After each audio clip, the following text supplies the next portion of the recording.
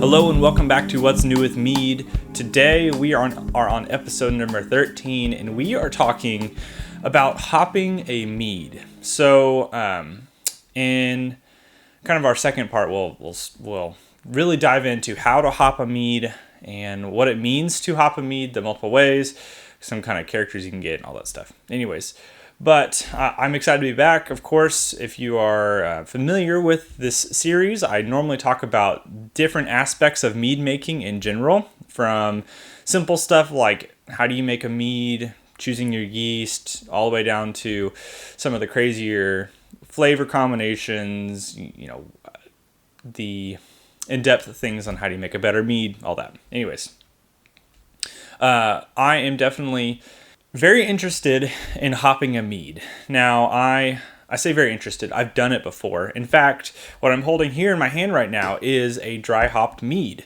So if you're watching on YouTube, you can probably see my glass right now. I'm holding a glass of very hazy looking mead. This thing is slightly orange, yellowish, very hazy. It is a blood orange dry hopped mead that I just finished.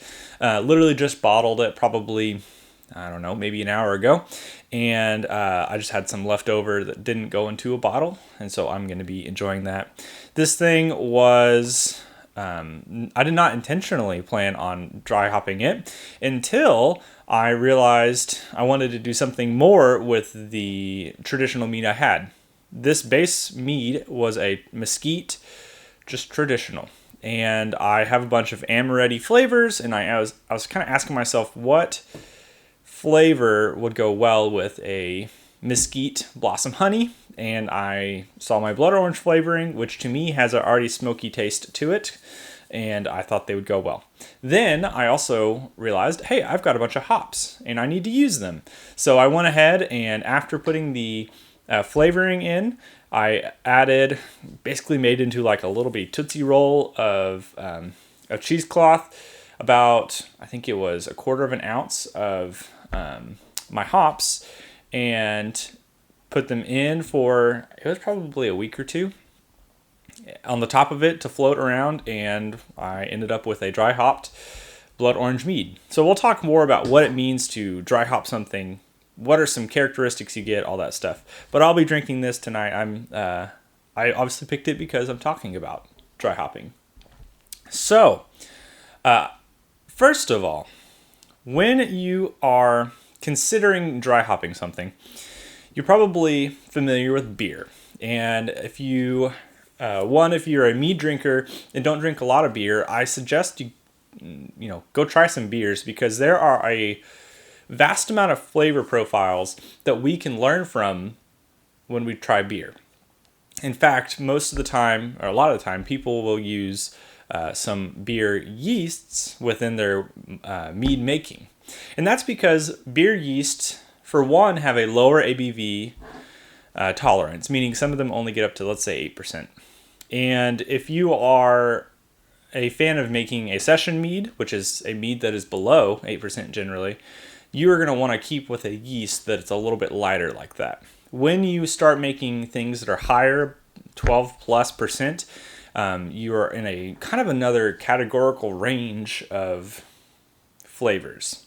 There are different things that pop out at that point. And a lot of those yeasts are wine yeasts. So there's nothing wrong with using wine yeast. There's nothing wrong with using beer yeast.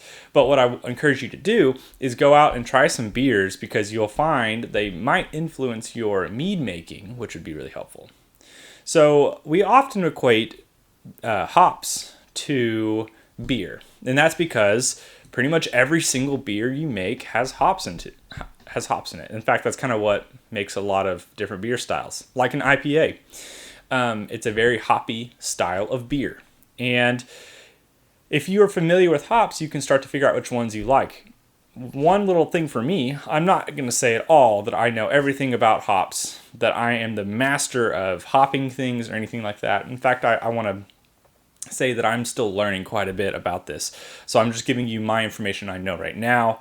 And obviously, I've got a lot to learn as well. But there are a ton of different types of hops, and each different kind of hop imparts different flavors. So, for example, I have 4 different kinds of hops here. So, I'm just going to talk about each one. They're all from Yakima Chief, and let me just run through. There's this one called the Simcoe brand, and first of all, with hops, they all have different flavors for one, but they have different. So they have on here, they have what's called alpha percent. So the alpha percent kind of directly correlates to the IBU, or the International Bitter Units of a beer. The higher the percent of the alpha, I believe it's called an alpha percent. It's called an alpha acid, I'm sorry. The higher the alpha acid percent, the greater your bitterness of your beer or whatever you're putting it in. So, for example, on the Simcoe brand, they are very high alpha. Their alpha acid percent is very high. It is 23.2% on this one. So that's pretty high compared to, like, I have one here called Pink Boots 2019 blend that is 10.5%. And obviously, the higher your bitterness of your pellets, of your hops, the higher the bitterness in your mead, beer, whatever. So when you're looking at hops, that's what that means, the alpha acid. It just says alpha on here. So there are some different aromas for each one of these as well. For example, the Simcoe brand here, this says aroma, passion fruit, berry, pine, earth, citrus, bubblegum. Typical beer styles: IPA, American Pale, wheat, saison, amber. There's this Azaka hops. This one, the alpha acid percent is 11.5%. And the aromas on this one are mango, papaya, orange, grapefruit, lemon, piney, spicy, and pineapple. So has, of course, some different beer styles. This Pink Boots has a different one. And this one is called a Yukonot, and it has some other flavors as well: melon, berry, lime, apple, papaya, green pepper, mango, mandarin orange. My point is, there are a ton of different kinds of hops. This is just the tip of the iceberg, because there are different brands, there are different companies that do it. It's just a rabbit hole. So you can choose from a bunch of different things to add on top of your mead. And one thing I really had to consider when I made specifically this blood orange mead is what hops would work best for dry hopping this mead. Obviously, if you just throw a random hop on there that has different aromatic flavors or aromatic sides to it, it might not pair as well with whatever you're having. For example, let's take this Yukonot for if I was going to take my mesquite blossom honey, my blood orange flavoring, and add this Yukonot brand hops, it has some different aromas that could work well, possibly, but also, in my opinion, might not. For example, like blood orange and melon, berry, lime, apple, papaya, green pepper, mango. I don't see some of those flavors pairing super well with blood orange.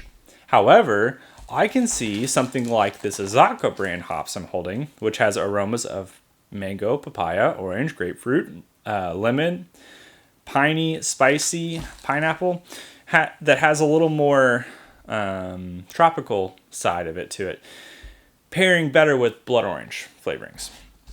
The good news is most hops are not mega expensive, and you can get a lot of mileage out of a small amount of hops. If you are making a really big batch, like let's say, I don't want to tell you exactly how much hops to put into your mead, because it really depends on what you want. So I'm not going to be telling you that today. But for my 1 gallon of this blood orange one that I made, I used, of this entire Azaka brand hops, I probably used maybe 1/8 of it, which is such a small amount for how much you have. So those hops go a long ways. And it really depends, of course, how hoppy do you want it. Within buying those hops, you want to generally try and, if you open them and you don't use them all, to maybe put them in your fridge, do something to retain them, or to keep them from losing their flavor, because if you just put them into a cupboard or something, over time they'll lose their flavor, and that's kind of the main importance of them. Dry hopping, it can be done, well, I'll say this, hopping can be done in a couple different ways.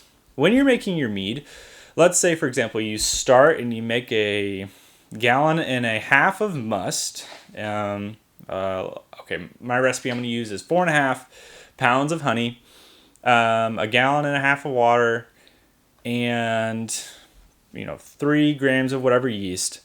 You can, at the point of making that must, you can actually do what most beers do, which is put your hops into the mead in the beginning and boil it. So you'll want to boil for probably 15-20 minutes with however many hops you have. Now, some people are against boiling their must because there are certain flavors you lose of your honey when you boil it. That's just because there are a lot of aromatic flavors within honey, and those aromatic flavors often equate to the flavor you get in general from your mead. So I'm not the biggest fan of boiling, but you can put your hops into that beginning process and boil the honey, then add your hops into that, let that boil.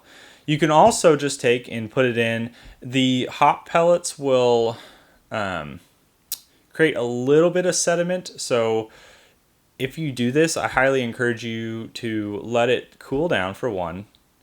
Then rack off of that, because you might have some of the sediment from the hops still at the bottom that you don't really want to set inside of your mead for long term. Generally, that just means that you will probably get too strong of a flavor if you leave the sediment at the bottom in that fermentation, especially in the primary. That's one way you can do it. Hops are these weird, I have a hard time explaining them. They look like little bitty rabbit food to me, but they dissolve within a liquid pretty well, especially if that liquid is hot. You have the option of doing that. You also have an option, if you want to hop something, you can do what we call dry hopping, which means you take, and after your mead has finished, let's say the primary fermentation, you can take your amount of hops you want to put on, and you can put them straight in there, whether that means to actually just throw them in on top, or you could put them into like a tiny little brewing bag of some sort, which is my recommendation because it makes them easier to get out, and put them on top of that mead. A lot of people will also take and put some marbles or something so that it pulls the whole bag down to the bottom of the container so that they are constantly submerged within that mead, therefore imparting flavor more effectively. The thing to know about using hops is that they are normally very, very strong, and they impart a lot of flavor pretty quickly. So, for example, I'm using my blood orange one as an example for a lot of this, and that's namely because I had to taste, or I had to really watch how many hops I used, or how much hops I used in the first place. But I also had to be taste testing pretty often. Hops are strong flavors, so when I was dry hopping this, I actually was taste testing every single day, and just really trying to see if I was picking up the progression of the hops and find the point where I felt like they imparted enough flavor without being the most prominent, most dominant force. Because obviously with this specific mead that I made, I wanted blood orange to be there, and I wanted the hops to provide a specific kind of roundness of character for this. I wanted this to be kind of like a beer, but I also wanted it to be still a mead, if that makes any sense. I am always experimenting with hops in some way, whether that be with beer making or mead making. My goal is to try and figure out and to master hops in some way. It's kind of a hard thing to do, and that's namely because hops are one of the most versatile and kind of most difficult things to use. They have a bunch of different flavors. Like we talked about earlier, there are a ton of different flavor profiles coming from them, so you really have to know how to pair them well with other things. But there are a couple ways you can dry hop. So dry hopping is the process of adding hops I'll say this. Dry hopping can also be meant for other things as well. It doesn't have to just mean hops. Sometimes you could say I dry hopped with a cinnamon stick, something like that. To me, and I think to a lot of people, dry hopping is more an action, a verb, than it is always the exact use of hops. When you are dry hopping something, you generally are taking and putting whatever that ingredient is into the secondary or after the secondary when the mead or beer or whatever has finished fermenting. And that will generally impart more flavor. It also, I will caution you this way, it adds some sediment, and it might also add some different mouthfeel situations as well. For example, this thing, Mesquite Mead, was it was decently light. When I put that blood orange flavoring in, it changed the mouthfeel, made it a little more full-bodied. Of course, then it had esters of blood orange and tastes and, of course, smokiness and that stuff. When I added the hops in, it changed the mouthfeel again. And to me, a mead that has a lot of hops in it can feel not necessarily heavy, but it can feel very complex. It can have a very complex mouthfeel. Especially if you put a lot of hops in. Anyways, hops do add sediment. Hops change mouthfeel. They change the complexity of the mead or beer, but they definitely do help quite a bit. So there are a lot of ways you can dry hop something. There are a lot of different things you can dry hop with. Specifically today, I wanted to talk about regular hops, not just whatever. And some people are going to say dry hopping only refers to hops, which, is true. It really just depends on where you're at and how you view that term. So if you have a different opinion, I understand. Please don't get angry at me. So that's kind of hopping in a nutshell. It is not necessarily something that's really hard to do. And in fact, I urge you to experiment with it yourself. See if you might like dry hopping something. You never know. You might really enjoy doing it because it does add some really nice flavor profiles to things. It also is just an easy way to change your mead up. And I believe that we are always constantly looking to make better meads, and maybe your mead is just missing some hop action to really push it to that next level. So if you have a comment or, question about that, of course, leave me a comment below or go check out my website. You can contact me through that. But I would love to answer questions in that regard. So my last segment, I normally am discussing a mead failure or a mead success or both within the week. What I really want to do instead of that today is encourage you to go and check out my new series called Can It Be a Mead? I have started doing this. I started this series, really the first episode is coming out on this Monday, a couple days before this video comes out. And what I'm doing is I'm taking two different wheels with various flavors and various ingredients on them and spinning them both and then creating a mead from whatever they land on. And I'll go ahead and spoil the first one. I won't spoil the end result, but I'll spoil what it was. The very first episode, I landed on a grapefruit and vanilla as my two flavors. So I obviously went out, bought my ingredients, and put together a mead.